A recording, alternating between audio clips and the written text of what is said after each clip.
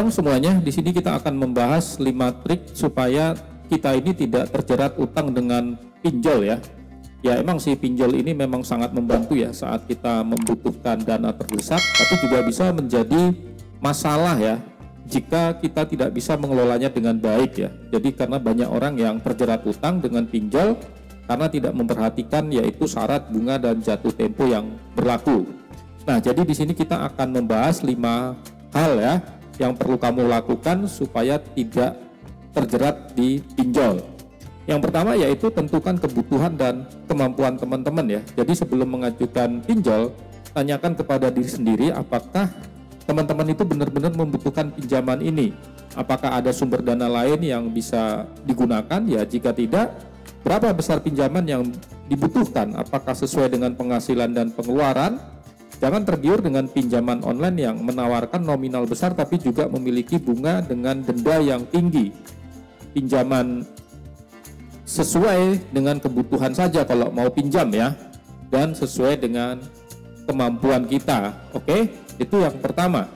Nah, yang kedua yaitu pilih pinjaman online yang terpercaya dan legal. Nah, ini pastikan sudah terdaftar di OJK untuk menghindari penipuan, kebocoran data atau penagihan yang tidak wajar ya. Makanya banyak kasus itu kok tagihannya bengkak ya. Oke, jadi teman-teman itu harus memahami ini, terdaftar di OJK, dan bisa juga melihat review dari konsumen atau pengguna pinjol tersebut di website resminya ya, atau di situs media sosialnya. Banyak yang komplain atau banyak yang kasih feedback positif. Nah, itu juga bisa sebagai pertimbangan ya.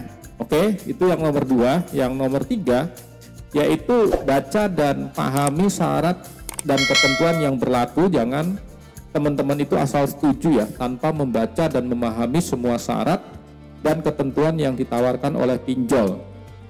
Jadi perhatikan seperti suku bunganya, jangka waktu, biaya administrasi, biaya keterlambatan, denda, dan sanksi lainnya. Jika tidak jelas ya langsung aja tanya sama pihak pinjol tersebut ya. Jadi hindari juga pinjol yang memberikan bunga itu lebih dari 0,8% per hari ya, karena itu batas maksimal ya yang sudah ditetapkan oleh OJK. Nah, yang kedua juga jangan memberikan data pribadi ya yang sifatnya rahasia seperti nomor kartu kredit, PIN ATM, atau password akun bank teman-teman. Oke, jadi semua harus teman baca dan pelajari ya. Nah, itu yang nomor 3. Nah, yang nomor 4 itu pastikan bayar tepat waktu ya dan sesuai jumlah. Ini adalah kunci ya untuk menghindari terjerat utang dengan pinjol. Bayarlah pinjaman teman-teman tepat pada waktu dan sesuai jumlah yang disepakati ya.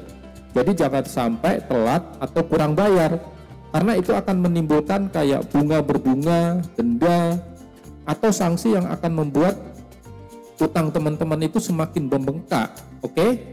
Jadi kalau mengalami kesulitan dalam membayar di kemudian hari ya, silakan teman-teman koordinasi atau hubungi dengan pihak pinjol tersebut untuk negosiasi ya, memberikan solusi supaya bisa meringankan ya, seperti mungkin pengurangan bunga, perpanjangan tenor atau jangka waktu ya, kemudian kayak penghapusan denda. Oke, nah itu yang nomor 4. Nomor 5 ya, jangan menggandakan pinjaman online semacam gali lubang tutup lubang ya.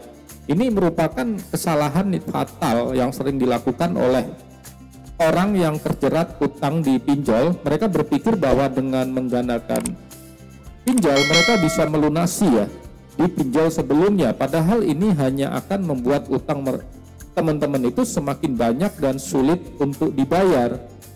Jadi buat teman-teman yang sudah memiliki utang di pinjol, sebaiknya itu fokus saja menyelesaikan terlebih dahulu sebelum mengajukan pinjaman atau utang baru di pinjol yang lain.